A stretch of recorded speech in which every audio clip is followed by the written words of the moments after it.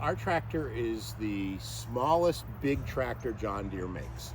So as a result, it's really nothing more than a riding lawnmower on steroids, but it has all the features of a farm tractor. So I need to show you all these things, even though you might not use them all. So what I'm going to do is I'm going to walk around, and we're going to show you what things are, talk about terminology. We're going to talk about common failure modes. In reality, I'm going to ask you before you get on to do the same thing with this as you do with the Kubota. You're going to walk around it and you're going to say, are the tires low? Is there anything leaking? Right? And I'll point out where leaks come from. But again, you don't have to get a magnifying glass. You don't have to check the fuel level or the oil level. But if there's a puddle of fresh fluid on the ground underneath it, you're not going to drive it. So let's start. We'll start in the back. So this piece of equipment on the back is called, we call it a shredder. I guess the official name for it is a rotary mower. Okay. It's designed for cutting fields. Unlike your riding mower, the blades pivot out of the way if they hit something that they can't cut. This will cut up to things that are 2 inches in diameter, right? So you can drive over a lot of heavy-duty stuff with this mower. We obviously use it for 90% of our mowing around the ranch, but in addition, we keep it on because it's a counterweight. So when you're picking up a 1,000-pound bale of hay, it's nice to have a heavy item on the back so that you don't tip forward. So never pick up hay unless this is attached. Now the way this thing attaches is all tractors have, again this is an industry standard, a 3-point hitch, right? So 3-point hitches would be point 1. This one here is simply here for locating the implement behind, right? It's just pins in both ends. Again, I'm not going to be asking you initially to be taking stuff on and off this tractor, but I want you to know how it works. The bottom two, point 2 and point 3, are these big arms that are lifted and lowered hydraulically, right? So those are the way you lift this up. It's the way you set the mowing height, right? So when you're just driving it around or you're moving some material, you just raise this mower up and you just leave it back here. But when you're mowing, you'll be lowering it down and you'll be setting the height of the mow with the lever that I'll show you. Got it. Now, in addition, if the thing that you have connected to the back of this is driven, meaning it needs motion, right? There's a gearbox on it, like the post hole digger or this mower, then there's going to be this drive shaft, right? And this drive shaft connects up here to what is called a PTO, power takeoff, right? So the PTO is controlled by a button on the dash, and when you turn it on, it rotates, and then this drive shaft will rotate. It'll transition through this gearbox, and it will cause the mower to operate. Okay. The PTO connection is similar to the air hose, where there's a ball bearings inside of that. You push on this button here, and that frees it up so those ball bearings can come out of that in a little slot, and then you pull this back and it comes off. Now, on a tractor, any place where two pieces of metal come together, there's an opportunity for a leak, right? So if you walked up to this tractor and there was a big puddle of hydraulic fluid underneath the PTO, yeah, or over here on the fill neck if it was pouring down. Now, tractors always, well, maybe not this dirty, but they always look like this. There's always going to be a thin film of nastiness on a tractor. It's the way it operates. So it's not the fact that it's a little greasy. If you see a puddle underneath or in any of those areas, hydraulic fluid pouring down, that's when you're going to say, well, we got a problem. Okay. Okay, so let's walk this way. Yep.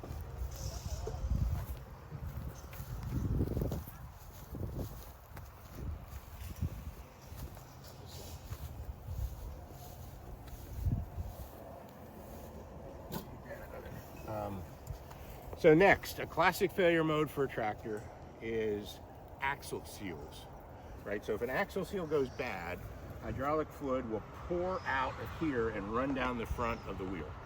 Now it's going to be very obvious, like you can see there's nothing happening there.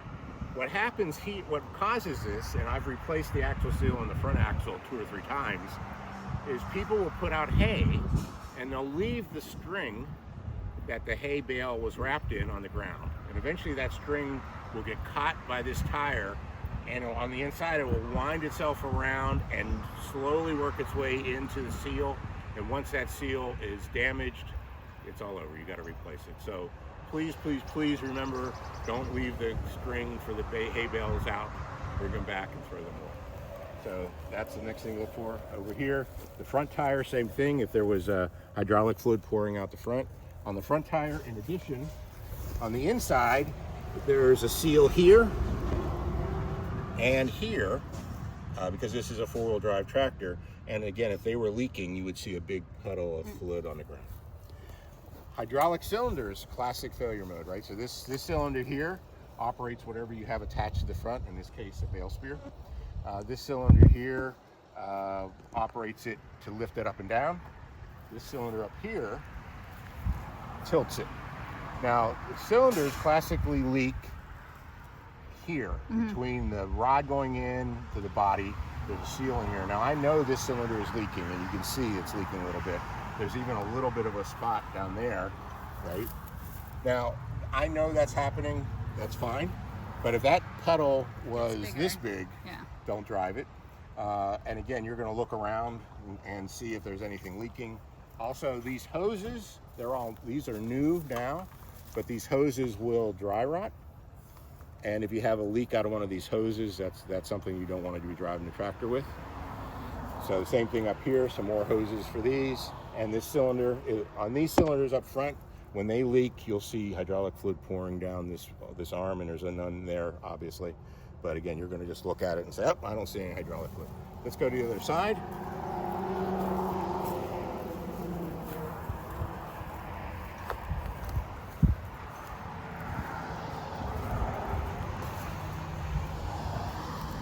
Same cylinders on this side, right? There's no leak here. These hoses look good. There's no leak here. Well, maybe a little, but again, there's nothing puddling down there.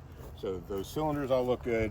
On the side of the engine, on this side, is, kneel down here, this is the fuel filter, right? And these are the hoses that come from the fuel system. So occasionally these might come loose, or they might be dry rotted, and you'll see diesel fuel pouring down, and you'll smell diesel fuel. So if you see that, be aware. Now again, tractors always look greasy like this, but if this was fresh fuel, you'd have a problem. Like right now, I can see that we do have a little bit of a leak right here that I need to take a look at, but again, it's not overwhelming, so we'll be fine. I was mentioning about having to prime.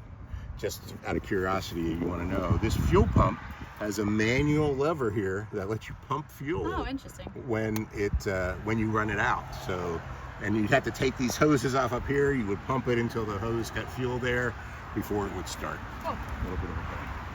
So again, if you see a massive puddle of stuff down here, yeah, that's what you're going to watch for. This tire looks fine. This tire looks fine. So that's it. Now, we just went through it in great detail. Really, when you get on the tractor to drive it, you're just going to walk around. Yeah. Right? Don't go into all those areas. You don't have to touch everything. You can say, I don't see any puddles. We're good to go. So let's go.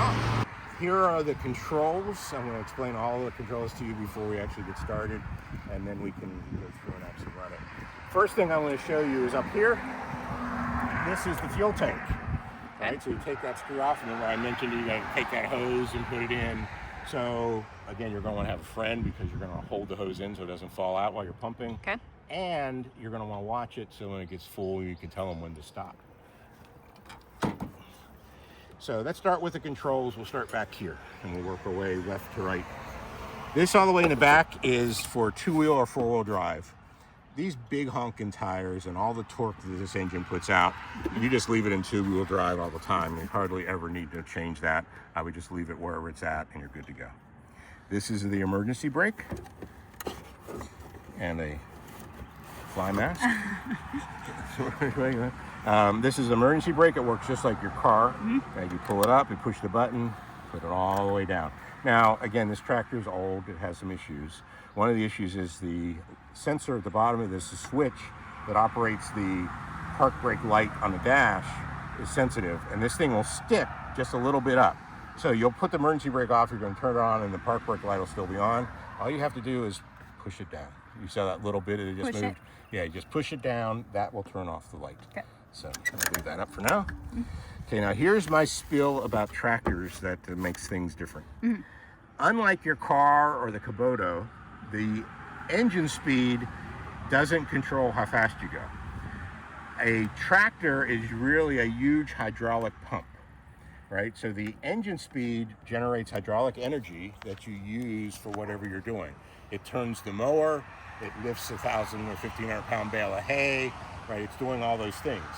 So there are times when you want to go really slow, but you have to have your engine running really fast. The way you control your speed on a tractor is with the transmission, and that's what we have here, these two levers. The first one is this one in the back here called range, right? There's A, B, and C. A is the slowest, right? B is a little faster than A, and C is the fastest. Farmers will call C the highway gear, right? I think this tractor will go 24 miles an hour in C. Okay. Here, I want to get it from the back here as well, and that way the letters are in the right order. But yeah, let's do that one more time, just go through. So A, B, and C. A is the slowest. B is faster than A, and C is faster than B. We never use C because we never need to go that fast. We're always in A or B. Got it. So I'm just going to put it in A to get us started. And it says high and low, but that's speed.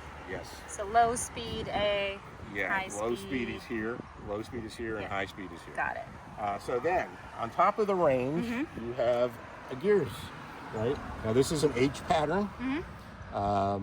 You have to push it in the middle, left and right. So A1 is the slowest the tractor will go. Got it. It's very, very, very, very, very, very, very, very, very slow. Okay. You stop, go to A2. That's very, very, very, very, very slow. Okay. And then you go to stop and you go to A3, and that's very slow, or very, very slow, right? And then you could say, oh, I need to go a little faster than that. So you stop, you put it in B, and you go to B1, and that's a little faster than A3, and so on. So if you use C, you would have 9 combinations of speed, right? So that way you can have your throttle at whatever energy level what you're doing requires, while controlling how fast you go with the transmission. Got it. So that's the key. Now, unlike your manual car, you don't shift on the fly. So although this has a clutch, you always stop and select the gear and the range that you want. So even if you were to use C3, which is the fastest it would go, you would stop, put it in C3, and then go. So you're never having to do the dance with the throttle and the clutch and all that like you would. And you don't have to go through every single option to get to that top gear then. You can go straight to C3 if you want. Got it. Okay, so if you come around here. Yep. Something that I forgot to mention when you first get on, the seat is adjustable. So there's a lever bar down here. Okay. You can pull it out this way if you can see. Yep. Now this seat is rusty, so you have to really get it to wiggle around. But eventually, you're going to want to position that seat that works for you. So if you've got little legs, so move the it trick forward. is, this is the clutch. You need to make sure that you can push this all the way down. So if you've got little legs or you're a tiny person, right, you want to move up. You might have to sit further up on the seat. Okay. But be aware. Now, one other thing to know about the seat is the seat has a pressure sensor to automatically turn the tractor off if you were to fall off. Interesting. So, little person like you driving the tractor, you're leaning forward, and you happen to tilt the seat, the tractor will go, whoa, it'll start to shut down. All you have to do is lean back. Okay. I threatened to put backpacks full of bricks on people in order to keep their butt down in the seat, but just be aware. Okay. If that happens, you'll know why. It's not the tractor's braking, it's you're taking the weight off your seat. Got it. Okay, so now let's go forward here. Yep. This is the clutch. It works like a clutch on your car. You push it in, and that disengages it from the drive system. So it's essentially putting it in neutral. And then you slowly let it out, and it will slowly engage. And when you let it all the way, it's going to operate. Yep. So you push it in, it disengages it. You let it out, it engages it. The trick here is you can't drive this tractor with your foot up here. Because if you put your foot up here, you will inevitably put a little bit of weight on that. Yeah. And when you do that, that causes the clutch to slip and it will burn out. So when I'm first teaching people, I'm always telling them, put your foot down here, put your foot down here. Because naturally, you're going to want to have it in case you have to stop. Yep. Right? So you put your foot down here, and then you reach up, and you get that practice so that you don't burn out the clutch. Got it. The other thing to highlight that I've seen people do, if you're used to driving an automatic car, this tractor does have brakes, and we'll talk about those in a second. They'll step on the brake, but not push on the clutch. Yeah. And the tractor has so much torque that it just overwhelms the brake, and you don't stop. You have to put both feet in, as they say in racing, right? You have to put the clutch in and the brake in if you're trying to stop. Most times we're so flat here and you're going so slow that putting the clutch in is enough. Stops, right? So you never have to touch the brake. But we'll talk about the brake in a second. Make sense on the clutch? Yeah, and again, moving up in gears, we don't have to come back down through all the gears either. You can stay and just, as long as your clutch you can brake. go from B3 to A1 directly. Cool. Okay, let's talk about the dash. So now this is interesting. Yep.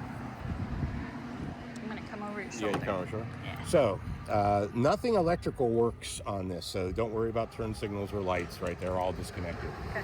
Now this tractor is called a shuttle shift, which is it's an interesting feature, right? But this actually controls whether you go forward, or you're neutral, or reverse, right? So although there is an R down here on the shift lever, this R does not mean reverse. This is John Deere playing games with you.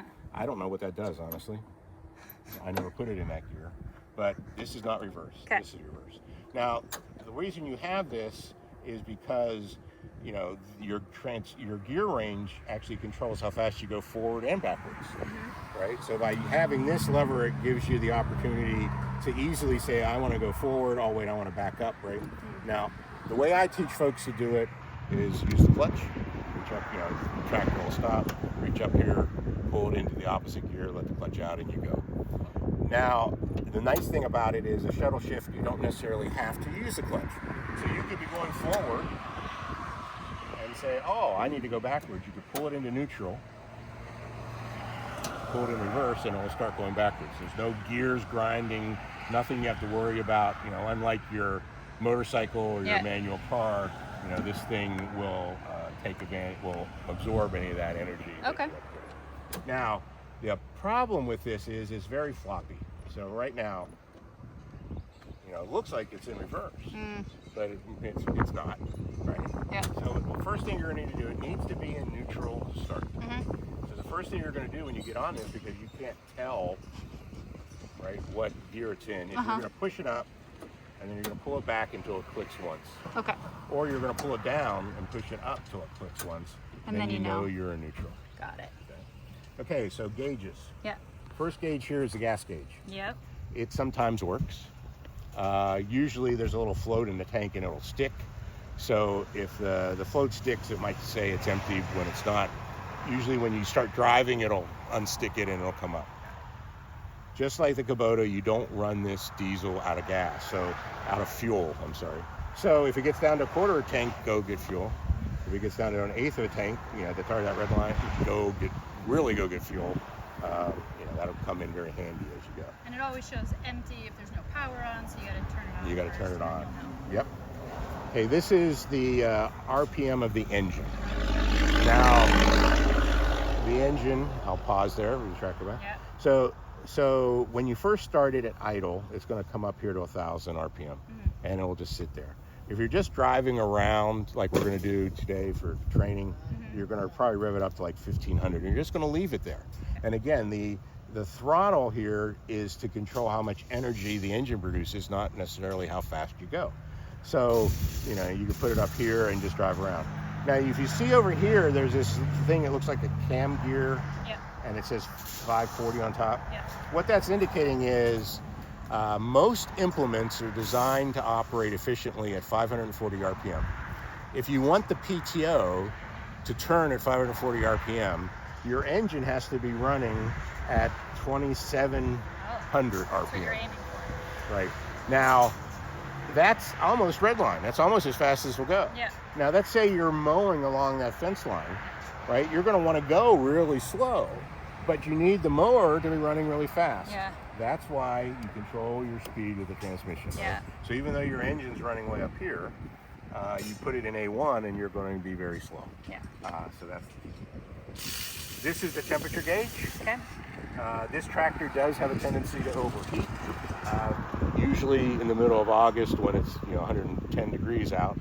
So you want to watch this. If it creeps up to that red, you're going to want to. Sometimes it's as simple as turning the mower off or stopping it just briefly. But you might want to turn it off completely and let it come down a little bit. What I've noticed is it'll come up, it'll get to the red, and then it'll come back down. Yeah. So you just watch it, and if it goes into the red and stays there, you'll want to stop. These are the same sets of lights that we talked about on the other one. Park brake is the one red light that you can control. So if that red light comes on, you put it off.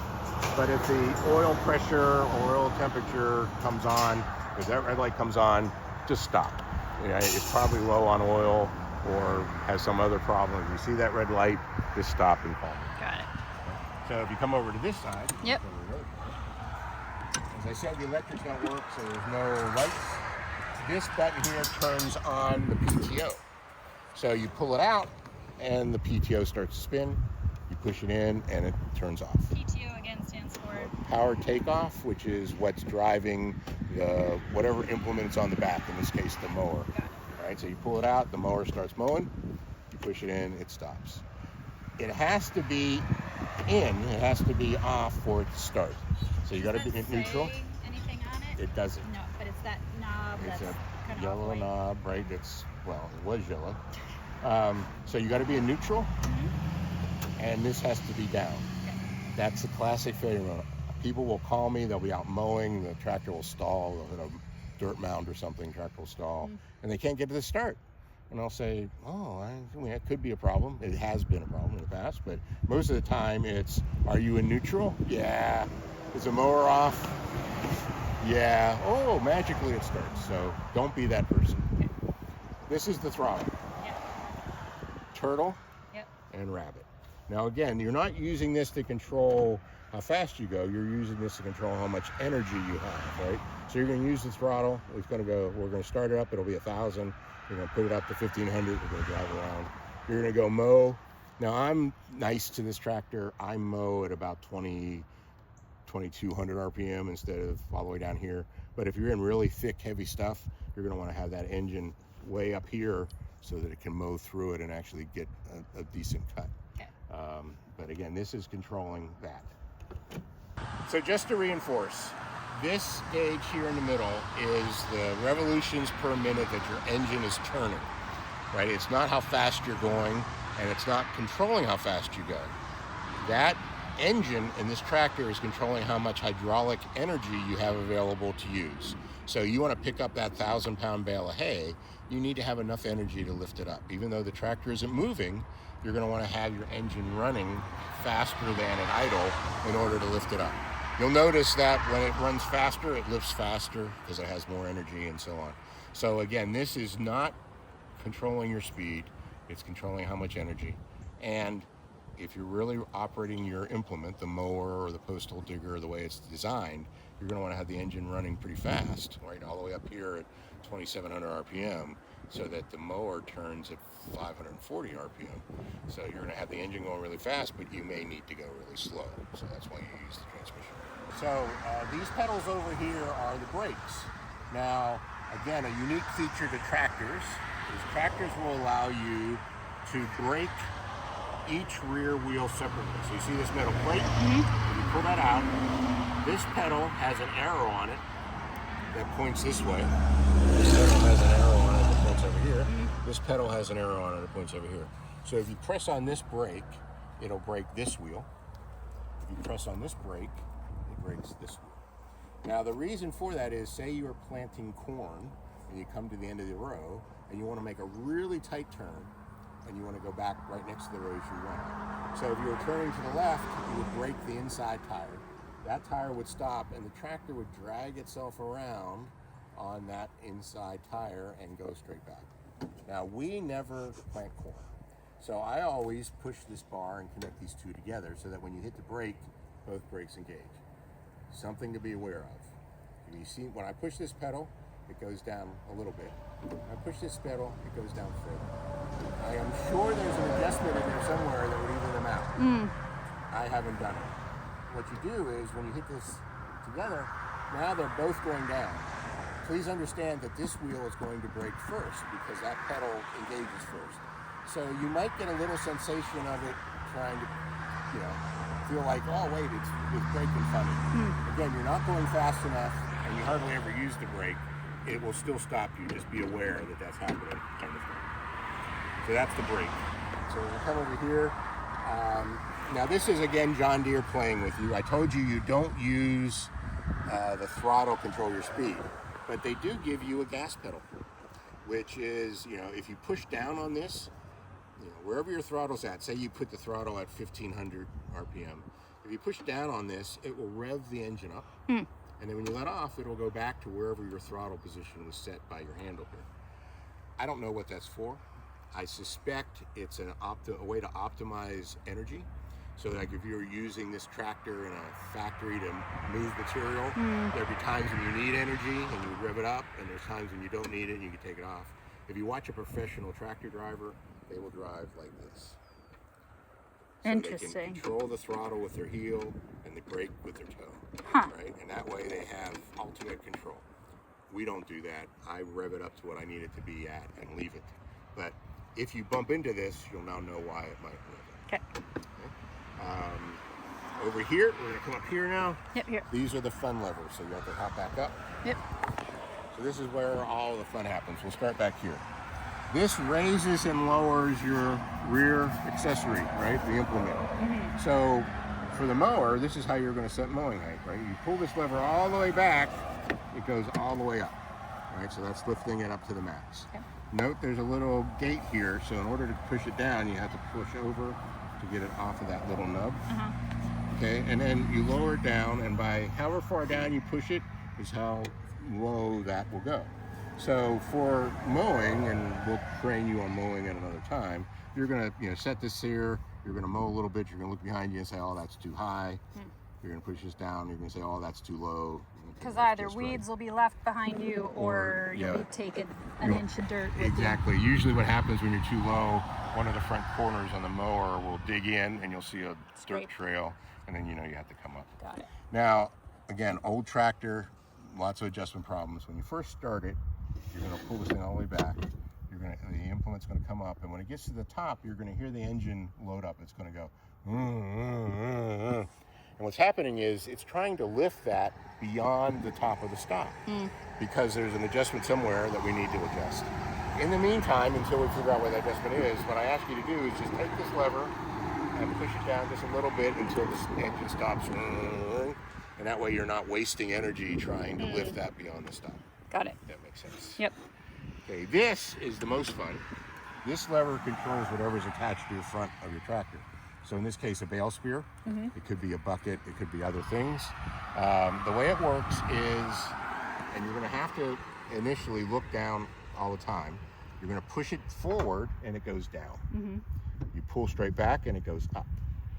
You push it to the right and it tilts down. What tilt means is if the bale spear is sticking out this way, it tilts the spear down. Yep. And if you pull it towards you, it tilts the spear up. Got it. Right, so that allows you to position the spear directly in front, no matter what height you're at. If it was the bucket, the tilt would let you dump the bucket or pick up stuff with the bucket. Now, initially, you're going to have to look down here because you're always going to be saying, oh, which way. But after you do it 3 or 4 times, it'll become second nature, and you're just going to remember where to go. And you'll be able to drive and move this at the same time after a while. But right now, it is what it is. You'll have to look down, and we'll be good to go. Got it. I think that's all of the controls. Okay. So we hide the key on this, just like on the Kubota. Where do you put the keys in? Under the seat. Of course not. On this, the key is hidden in this glove box. Nice. Okay, the key goes in the keyhole down here. Teeth down. I see people all the time trying to do that. Teeth down. Now, as I mentioned when we were talking about the Kubota, people leaving it on, this thing has an accessory position, right? So if you turn it to the left, and you leave it like that, battery will be dead, guaranteed. I don't know why it has an accessory, but the trick is you can't pull the key out when it's an accessory position. So, you know, you can only pull the key out when it's off. So you pull the key out, you put it back, it's good to go. Okay. Now the way you started, right? You're gonna make sure that's in neutral. Yep. Make sure this is off. Yep. You don't have to do anything else. You're gonna turn this key. It should start that easy every time. If it doesn't start that easy, something's wrong. Call me. Right? Now you can see that it's not running very high. That's idle. And the park brake is on. Yep. The park brake is off, but the light isn't off. Yeah. So I'm going to push down on the top of it. And now you're good to go. You see the fuel? Yep. I need to get fuel, but you know, it has a quarter of a tank. Now, this controls, again, your engine speed. So you rev it up. Now, if we were just driving around, that would be the speed I would be at. If we were mowing,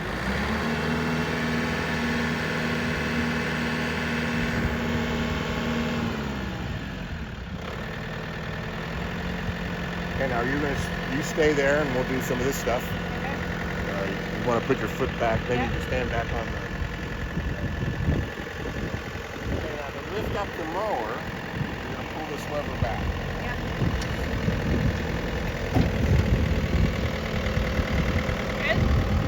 Now you notice when it's all the way up, see how the engine's going? I'm going to do this. And that prevents that from overlifting. Yeah. So now you're really ready to go. You're in the bale spear. The bale spear is plugged into the bale. So you're not going to want to move it around. You're just going to back up. So when you do that, you put the clutch in. You make sure A1. Put it in reverse. Here. And I'm going to slow the clutch. And you'll feel the clutch start to engage. And then I'm going to take my foot off. Scared yet? I'm good. That's the... But that's A1. It's really slow. Push the clutch in. Yep. Go to A2. And let the clutch out. A little faster. Okay. A2. Now, as we were talking about, let's talk about using the bucket. Yep. Right, you pull this back. Goes up. Right. Push it to the right. Goes down. Push it to the left. It goes up. Push it down, forward, it goes down. Right. That's all it does. Again, whatever's on the front of it, we're good to go. You wanted to turn the mower on, and we won't. We pull this button out. Yep. And the PTO will start to turn, and the mower will start to roll. Yep. And we're good to go. Now there is two other things I highlight to folks when we drive it. So why don't we, if you hop over here. Yep. So the first one is going to be pivoting the steering. So you're going to want to be able to see both front wheels. Ah.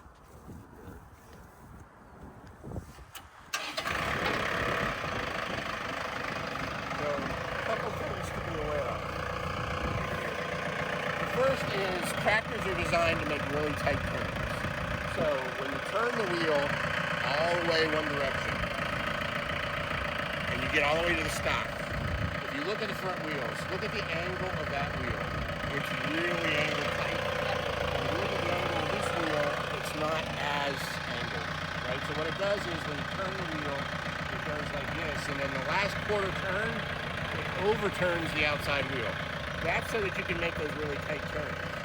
The problem is if you have a 1,500-pound bale of hay on the front of the tractor and that tire is low on air, it side loads that tire and it will pop it off the rim. Ask me how I know. So you want to be careful with that. Do it when you need to, but if not, just pull it back a little bit and both wheels will line up again and it won't side load that tire. Got it. Second thing, you're mowing along that fence line and you see grass over there that you want to cut. You got to be careful because if you just turn the wheel, the mower and whatever's on the front of the tractor is connected to the tractor. So it swings out with you. So you got to constantly have your head